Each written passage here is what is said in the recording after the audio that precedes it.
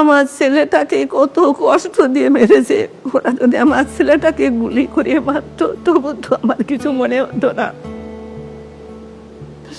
যে গায়ে আমি কোনোদিন কাউকে হাত দিতে দিই নাই, জোর গায়ে দাগ হবে, সেই গাটাকে ও তো কত কত বিক্ষত করে নিয়ে গেছে।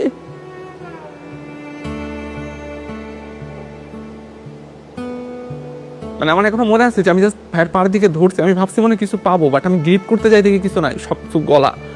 জাস্ট হাত দিতে যাই হচ্ছে আমি জাস্ট গ্রিপ করতে পারছি, এত ওয়েট বাট কোনো কিছু নাই, সব কিছু একদম পুরো বডি গলে গেছে।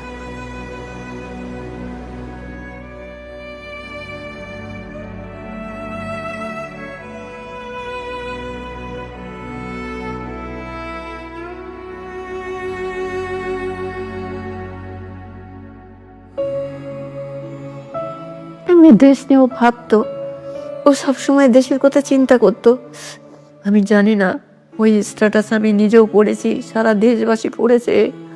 ওই স্ট্যাটাসের মধ্যে কি এমন ছিল ওদের এত গায়ে লাগছিল আমি জানি না। ও হয়তো দেশের সাধারণ মানুষের জন্য লিখেছিল। ও তো চলে গেছে, তিস্তা নদীর পানির সমাধান কি হয়েছে? হয় নাই। কিন্তু কেন লিখছিল আর কেনই বা ওকে এত নির্মম ভাবে জীবন দিতে হয়েছে আমি জানি না। 6 তারিখ হচ্ছে সকাল সম্ভবত 9:30টার দিকে বাস ছিল ভাইয়ার। তো বাসে হলে আসতে আসতে প্রায় 4:30টার মতো বেজে গেছিল। তো আম্মু আর কি খাবার দিয়ে দিয়েছিল ভাইয়াকে। তো ভাইয়া ওইগুলা খেয়ে দিয়ে একটু রেস্ট নেওয়ার জন্য আর কি বিছানায় বসছে। তো এর মধ্যে আর কি ভাইয়ার হচ্ছে কাছের বন্ধুরা ভাইয়ের ব্যাচেরই তো এরকম এসে ভাইয়াকে বলছে যে বড় ভাইরা তোকে ডাকছে, একটু উপরে আয়, আর সাথে ল্যাপটপ আর মোবাইলটা নিয়ে আয়। ভাইয়া তখন শুনে বলছে কি ব্যাপার, মানে কোনো সমস্যা? তো বলছে আরে আয় উপরে আয়, আসলে মানে জানতে পারবি। তাকে মেনলি ডেকে নেয়, সে আমাদের ইন্ডিয়া বাংলাদেশের যে ডিপ্লোম্যাটিক সম্পর্ক ফেনী নদী নিয়ে মেনলি একটা পোস্ট করে, যেটা ছাত্রলীগের তখনকার যারা নেতাকর্মীরা ছিল তাদের এটা খুব গায়ে লাগে।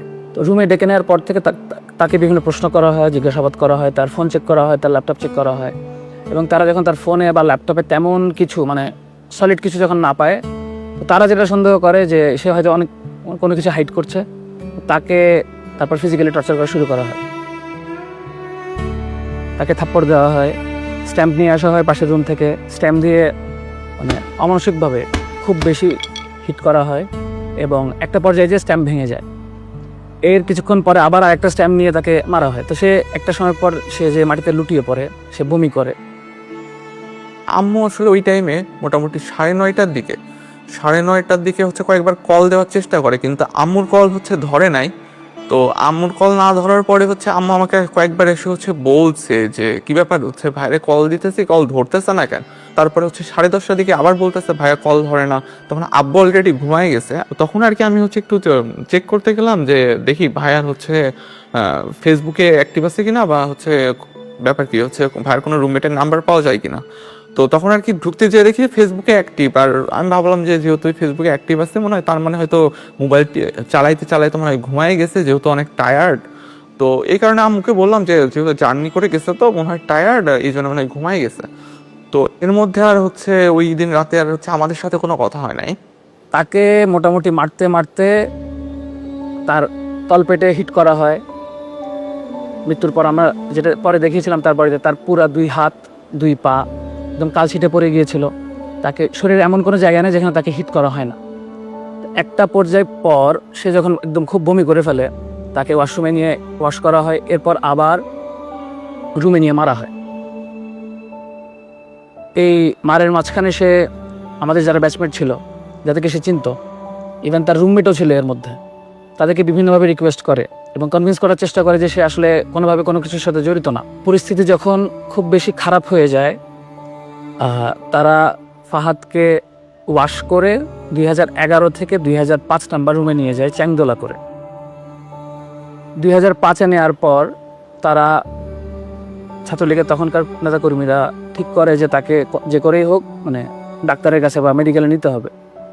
আবরারকে অ্যারেস্ট করার জন্য তখন অলরেডি পুলিশকে বলে দেওয়া হয়েছিল এবং পুলিশ গেটের বাইরে ওয়েট করছিল। কিন্তু পুলিশকে এই জন্যই তুলে দেওয়া যাচ্ছিল না, কারণ পুলিশ তখন বলেছিল যে হেঁটে যদি আবরার না আসতে পারে তাহলে তারা তাকে রিসিভ করবে না, কারণ তার দায় নিবে না। তারপর যদি কোনো সমস্যা হয় এটার দায় সে নিবে, তারা নিবে না। ফাহাদকে যখন 2005-এ নিয়ে আসা হয় তার আগেই ম্যাক্সিমাম যারা তাকে বেশি মেরেছিল তারা অলরেডি নিচে নেমে যায়, কারণ তারাও দেখছিল যে তার আসলে অবস্থাটা খুব ক্রিটিক্যাল। তখন আমাদের ব্যাচেরই কিছু যারা ছাত্রলীগ করতো তারাই এবং এক ব্যাচ সিনিয়র যারা ছিল এরাই বেশি মানে তাকে নিয়ে তখন হসপিটালে নেওয়া না নেওয়া এই কাজগুলো তখন চলছিল।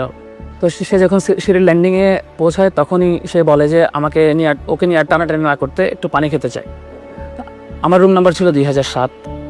আমি যখনই আসলে ওই সময়টা যখন মানে জেনেছি যে সে সিঁড়ির ল্যান্ডিংয়ে আছে, তো তখন যখনই বেরোতে চাই তখন ওখানে ছিল শামীম বিল্লাহ ছিল, সাইফুল ছিল আমাদের এক ফ্রেন্ড ট্রিপলির, এবং তারা মিলে তাকে মেনলি পানি খাওয়াচ্ছিল। তখনও তার রু ছিল।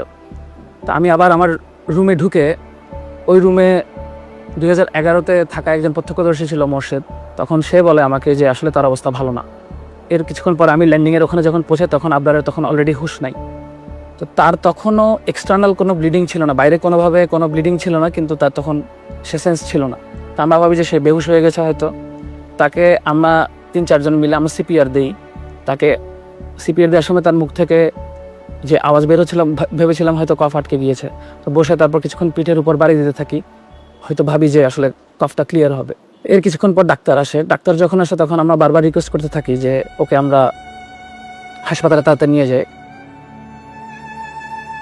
আমি সেদিন রাতে ইমার্জেন্সি ডিউটিতে কর্মরত ছিলাম। তো রাত আনুমানিক 3টার দিকে আমি স্টুডেন্টের পক্ষ থেকে একটা কল পাই ল্যান্ড ফোনে, এবং আমাকে বলে যে একজন ছাত্র খুব অসুস্থ, আপনি একটু তাড়াতাড়ি হলে আসেন। অ্যাম্বুলেন্সে করে আমি শেরেবাংলা হলে যাই।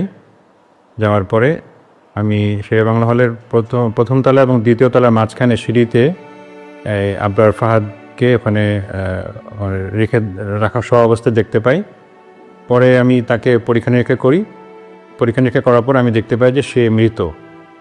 এবং পরীক্ষার সময় তার যখন পালস, ব্লাড প্রেশার যখন চেক করি, তো তখন দেখি যে তার শরীরের মধ্যে অনেক আঘাতের চিহ্ন। তারপর এখানে তার কাপড় চোপড়ও দেখলাম যে ভিজা, এবং পুরা শরীর তার একদম ঠান্ডা হয়ে গেছে। পরে আমি যখন নিশ্চিত হলাম যে সে মারা গেছে, আমি ছাত্রদেরকে বললাম তো সে তো বেঁচে নাই।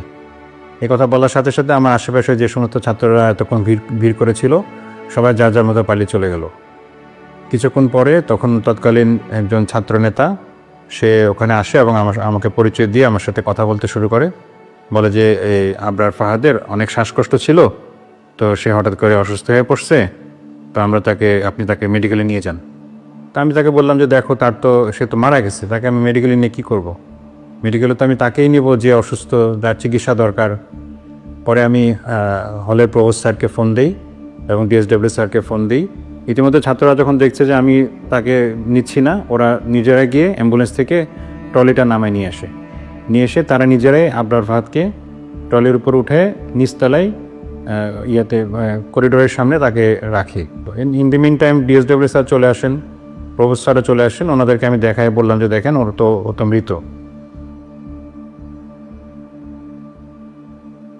তো তখন পুলিশকে ফোন দেওয়া হয় এবং চকবাজার থানা থেকে পুলিশ চলে আসে অল্প সময়ের মধ্যে।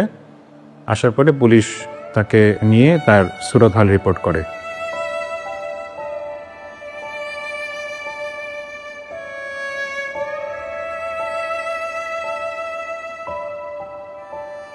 যেখানে একজন ডাক্তার এতটুকু মেরুদণ্ড দেখাইতে পারছে, সেখানে আমাদের ডিএসডব্লিউ স্যার তখন রুম থেকে বের হয়ে গেছেন স্টুডেন্টের কথা না শুনে, শুধুমাত্র ওই খুনিটার কথা শোনার জন্য। তখন যে আমাদের বইয়ের ছাত্রলীগের যে সেক্রেটারি, আমাদের শেরে বাংলা হলের যে ছাত্রলীগের সভাপতি রাসেল, 1 নম্বর আসামি আমাদের এই মামলা, সে ডিএসডব্লিউ স্যারের সাথে একদম নর্মালি ফ্র্যাঙ্কলি কথা বলছিল এবং ঘটনাটা কেমনে সলভ করা যায় বা কেমনে ইজি করা যায় এই ব্যাপার, তাদের কথাবার্তার মধ্যে কোনো ধরনের রিগ্রেট ছিল না, কোনো অনুশোচনা ছিল না, কোনো ভয় ছিল না। আমরা তখন আমাদের নিজেদের রুমে, এবং তখন পরিস্থিতিটা আসলে এমন যে আমরা জেনারেল স্টুডেন্টরা যে একটা প্রতিবাদ করব, এতটুকু মেন্টাল সিচুয়েশন, এতটুকু সাহস আমাদের কারোর মধ্যে ছিল না। পরবর্তীতে আমি নিজে অবাক হয়ে যাই যে আমি কীভাবে ওই সময় নিজেকে ধরে রাখছিলাম যে একটা ডেড বডির সামনে এবং এতগুলো ছাত্রর সামনে আমি কথা বলতেছি। তারা হয়তো আমার গায়ে হাতও তুলতে পারতো, কিন্তু আমি কেমনে জানি ওই সময় নিজেই কেমনে জানি প্রিপেয়ার্ড হয়ে গেছিলাম। পরবর্তীতে যখন সময় যেতে থাকে আমার কেমন একটা মনের মধ্যে ভয় কাজ করতেছিল যে আমি কি করলাম, আসলে কি কাজটা ঠিক করলাম নাকি ভুল করলাম, হ্যাঁ, না কি করা উচিত ছিল। তারপর ভোরে যখন আমরা উঠি 4:30টার দিকে, ওঠার পরে এখন দেখি একটা কল আসলে, আমি নামাজে দাঁড়াইছি ওই সময় ফজরের সুন্নত পড়ার জন্যে। আর ওই সময় একটা ফোন আসার পরে কি আবার জিজ্ঞাসা করে আবরার ফাহাদ কী হয়, কি কোথায় লেখাপড়া করে, বিভিন্ন প্রশ্ন করার পর কয় সে খুব অসুস্থ, মারাত্মক অসুস্থ, আপনি যদি কোনো আত্মীয় স্বজন ঢাকায় থাকে তারপর ঢাকাতে ওই ঢাকা মেডিকেলে সে আছে, মেডিকেলে পাঠিয়ে দেন। ফজরের আজানের সম্ভবত কিছুক্ষণ পরে আব্বু আমাকে ঘুম থেকে ডেকে বলতেছে যে এই হচ্ছে ভাইয়া নাকি খুব অসুস্থ, ঢাকা মেডিকেলে নিয়ে গেছে, বুয়েট থেকে কল দিছিল, তুই দেখ তো ভাইয়ার রুমমেটদের কারো নাম্বার হচ্ছে আছে কিনা, থাকলে দে একটু কথা বলি। তো আমার কাছে হচ্ছে ভাইয়ার রুমমেটদের কোনো নাম্বার ছিল না, বাট আমি হচ্ছে চিন্তা করলাম যে দেখি যে ফেসবুক থেকে হচ্ছে কোনো নাম্বার পাওয়া যায় কিনা প্রোফাইল থেকে। তো ফেসবুক প্রোফাইলে যাওয়ার সময়, ভাইয়ার রুমমেটের ফেসবুক প্রোফাইলে যাওয়ার সময় আমি দেখতে পাই যে হচ্ছে ফার্স্টে একটা পোস্ট যে হচ্ছে আমাদের 17 বছরের শিক্ষার্থী আবরার ফাদার নেই, আমরা তার লাশ উদ্ধার করছি সিঁড়ির নিচ থেকে, আমরা জানি না তার কিভাবে কি হয়েছে, আমরা এর বিচার চাই। আমার যেন ও এখন সবচেয়ে বড় কষ্ট হয়। ওকে যখন মেরেছে তখনও হয়তো মা বলে চিৎকার দিতে পারি নাই। আপনারে যখন হচ্ছে জানাজা পড়া হবে, আমরা সবাই আশা করতেছিলাম আচ্ছা ঠিক আছে, এতক্ষণ পর্যন্ত ভিসি স্যার আসেন নাই, সমস্যা নাই, এখন স্যার আসবেন অ্যাটলিস্ট। কিন্তু সবাই অবাক হয়ে গেছে, তখনও ভিসি স্যার আসেন নাই। ইভেন পরের দিন ছাত্ররা আন্দোলন করতেছে, ছাত্ররা আমি বুঝাইতে পারবো না যে সিচুয়েশনটা কেমন। ছেলেপেলেরা বিশ্বাস করতে পারতেছে না যে আমার একটা ফ্রেন্ডকে এখানে মেরে ফেলা হয়েছে, নেক্সট টার্গেটটা আমি হইতে পারতাম, আমাকে মেরে ফেলা হবে। ছাত্ররা আন্দোলন করতেছে, স্যারের অপেক্ষা করতেছে, স্যার পরের দিন আমাদের সাথে দেখা করেন নাই।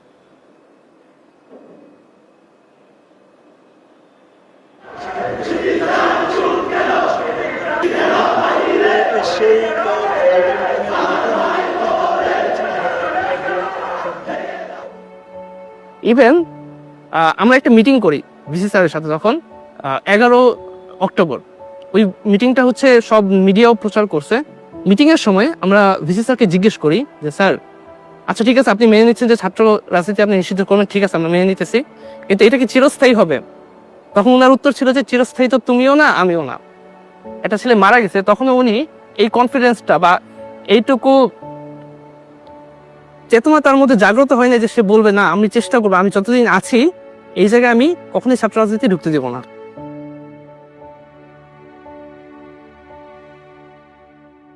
আমার জানা মতে প্রত্যেকটা পাবলিক বিশ্ববিদ্যালয়ে একটা টর্চার সেল ছিল।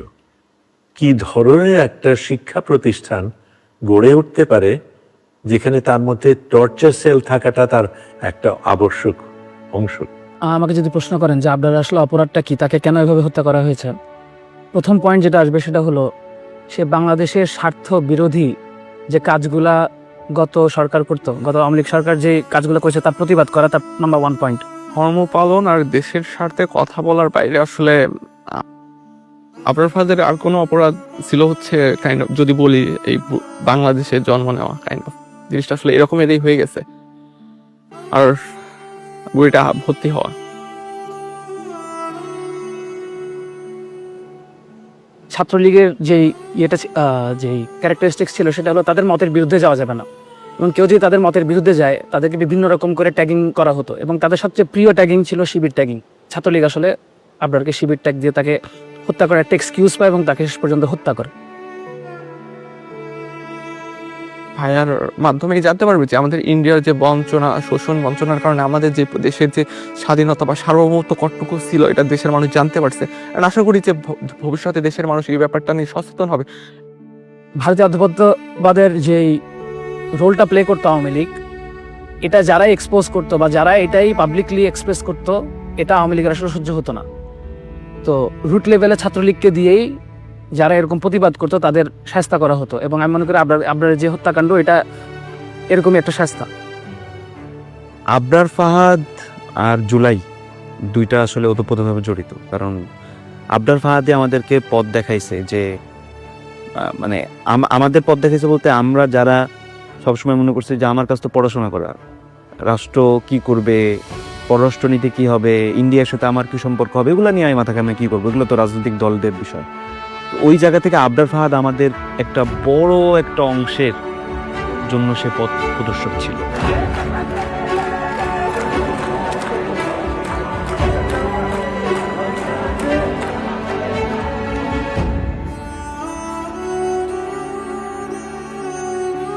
ওরা বলে যে আমাদেরকে আবরার পথ দেখায় দিয়ে গেছে, এটা মনে হয়তো হয়তো আল্লাহ তাআলারই ইচ্ছে এটা। তো আমাদের এই ভারতীয় আধিপত্যবাদ এবং আওয়ামী ফ্যাসিজমের এগেনস্টে এবং এই ছাত্রলীগ যে একটা সন্ত্রাসী সংগঠন, সেই সন্ত্রাসের এগেনস্টে কথা বলার পর্যন্ত পৌঁছাতে অ্যাকচুয়ালি আবরার ফাহাদকে জীবন দিতে হয়েছে। এবং এই যে জুলাই গণঅভ্যুত্থান হয়েছে, ফাহাদ এভাবে যদি আসলে আবরার ফাহাদ মারা না যেত, তাহলে আমাদের সাধারণ ছাত্রদের যে চৈতন্যটা এত বড় নাড়া আসলে খেত না। এবং এই জুলাই গণঅভ্যুত্থানে আবু সাইদ মারা যাওয়ার আগ পর্যন্ত আমাদের ইমাম কে ছিল? আমাদের ইমাম ছিল আসলে আবরার ফাহাদ। এই অবদানের ফলেই কিন্তু এই অভ্যুত্থানের ক্ষেত্র প্রস্তুত হয়েছে। সেই প্রেক্ষাপটটা আমাদেরকে ভুললে চলবে না, এবং এই প্রেক্ষাপটটা মনে রাখতে হবে আমাদের ভবিষ্যৎ বংশধরকে, যাতে এইরকম আর পরিস্থিতি সৃষ্টি না হয়। চল বর্জন আমাকে ছেড়ে চলে গেছে, মনে একবার মনে হচ্ছে না আমাকে ছেড়ে চলে আসছে।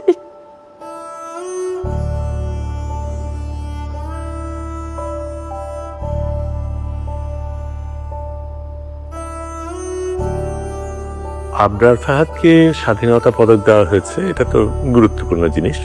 স্বাধীনতা পদক আমাদের সর্বোচ্চ পদক নাগরিকের জন্য। আমি তাকে মুক্তিযোদ্ধা বলবো, কারণ সে দেশের জন্য প্রতিবাদ করেছে, দেশের জন্য লড়াই করেছে। একটা মেধাবী ছেলে বেড়ে উঠছিল, তার কত স্বপ্ন ছিল, আমাদের কত স্বপ্ন ছিল, সেই সব হারিয়ে গেছে।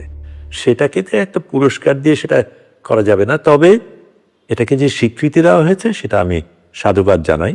সবচাইতে ভালো স্বীকৃতি কিনা আমি জানি না। আমি মনে করি যদি সত্যিকার অর্থে আমরা দেশটাকে বদলাতে পারি, এমন একটা দেশ গড়তে পারি যেখানে আরেকবার আবরার ফাহাদের মতন আরেকজন জান দেবে না, সেটাই হবে তার জন্য সবচেয়ে বড় পুরস্কার।